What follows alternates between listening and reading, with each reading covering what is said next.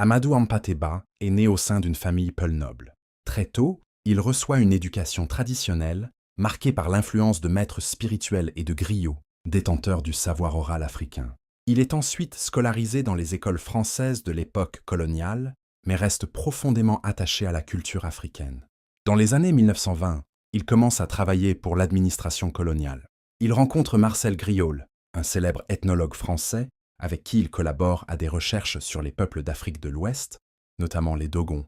Amadou Hampâté Bâ devient ensuite chercheur à l'Institut français d'Afrique noire, IFAN, où il se consacre à la collecte, la transcription et l'étude des traditions orales, contes, proverbes, récits historiques et enseignements religieux africains. Dans les années 1960, après l'indépendance du Mali, il devient membre du Conseil exécutif de l'UNESCO. Il y défend la préservation des cultures africaines orales, menacées par la modernisation et la colonisation culturelle. Il est célèbre pour sa phrase devenue légendaire.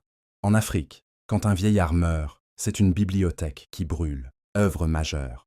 L'étrange destin de Wangrin, 1973. Roman inspiré de faits réels, considéré comme un classique de la littérature africaine francophone. Amkoulel l'enfant Peul, 1991.